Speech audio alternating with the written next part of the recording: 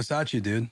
Because you were there you were there week 1. Yeah. You were there when all the Gruden stuff went down. Yeah. You were there when all the headlines came out with Ruggs. Yeah. With who was the cornerback's name?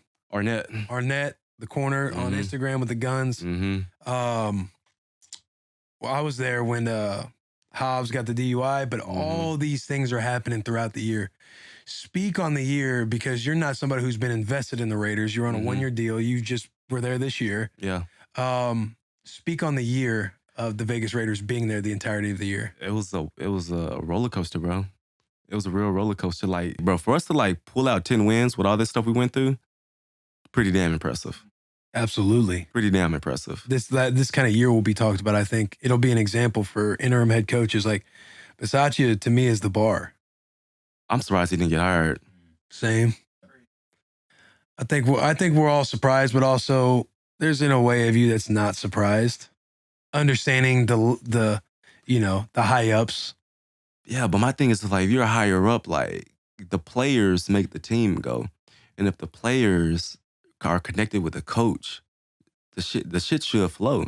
Absolutely. Like, you got to literally start over, like, building relationships. And that stuff takes time. Right. That stuff takes time. Yeah.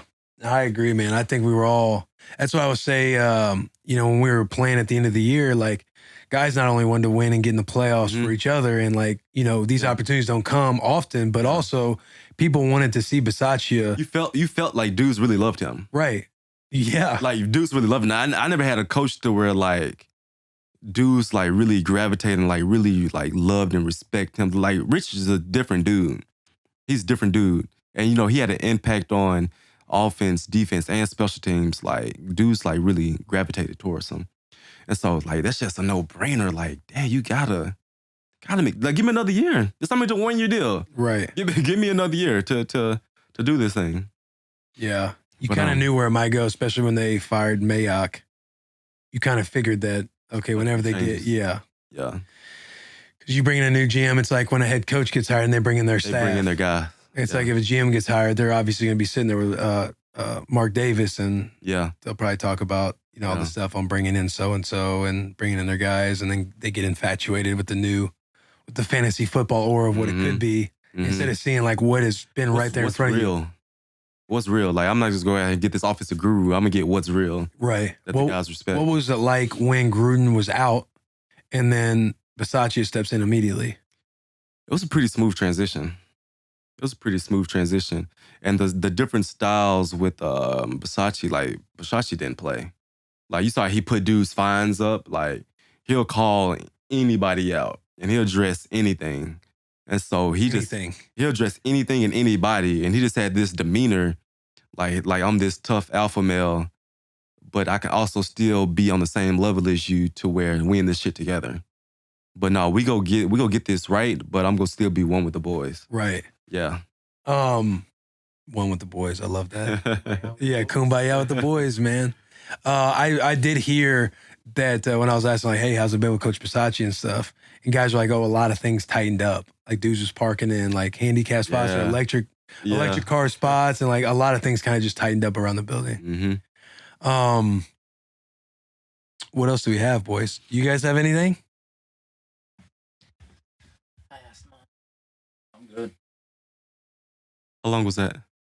We were at an hour 15. I think the conversation's been phenomenal, man. Yeah, great, dude. All the NFL PA stuff. Yeah, it was good. Did we get enough stories in? I thought we got some good shit. Unless you got something you want to tell. You got some stories? Take them. You talk about some of those battles with the Niners? God, Bloss is a Niners fan. Don't worry about him, bro. Don't worry about What did we miss? Hey, you got some Niners stories, man? Yeah, I know. What is Mr. Unlimited like? Yeah. What's it like playing with Mr. Unlimited? Won't be answering that question. Hey, you did. It seems like the media got you a little bit by baiting you into talking about his contract, and you said he should take a pay cut to help the team. Did you get got by that? Twitter was on my head when I said that. And here's the thing. The reason I said that was because there's some free agents that's about to come up for the Seahawks that I love. And, like, Seahawks cap space is a little tight. It's a little tight.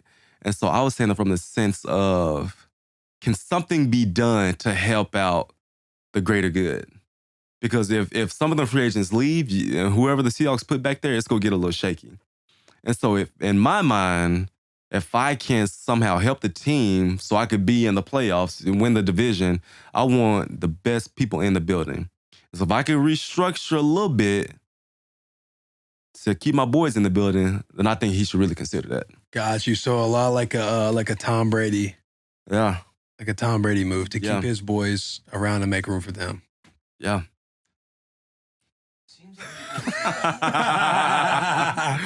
You said people would do that more? it seems like people that love football would do that more often, but then it is we're talking about. Yeah. Yeah, because I guess the ultimate question is like, how much money is enough money? Yeah. Some people be like, if I got $1 million, my life is good. And Once that's you not get the case, that man. million, you're like, well, I want 5 million. And so there's really no cap on how much, I should get in my bank account. Because like I said, the window is short. And some guys, 50 million, I earned every bit of this 50 million. I feel like I shouldn't have to give this away. Because at the end of the day, it's like, when it's all said and done, it's me and my family and my grandkids. And so everybody's mentality is different. I feel like if I was in that position, I would have like the Tom Brady mentality. Right. Yeah. I feel like. This group, like how you had the Legion for 5 years, Mm-hmm. that's very rare. Yeah. You could make a change to keep that. Yeah. Thing. But some guys look at football like, oh, it's football, and Super Bowl is a Super Bowl. I feel like some guys feel like money is more important than Pro Bowls. So everybody got their own motivations. Yeah, no, that is true. I think sitting on this entire conversation too, we've talked about so many different perspectives of where your mental can be at.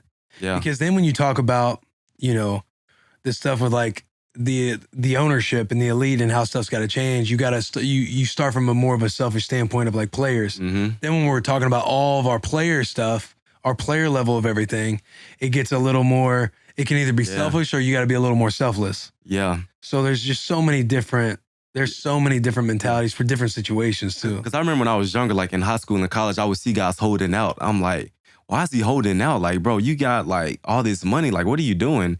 But when you get in that position, you see like, okay, I really got to maximize this. And I can't think of it like, I can't put the team before myself, essentially. Right. Some guys, You're thinking about generations at that point too. It gets to be enough money for you. It's like you said, grandchildren, great grandchildren. Like that's generational. Yeah, yeah. But some guys think like, hey, the Super Bowl is everything to me. I want to do everything I can to be great and be remembered.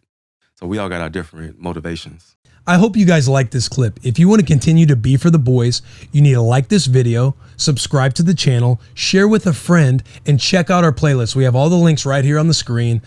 As always, biggest of hugs and tiniest of kisses. Also, go check out the full episodes, but always for the boys.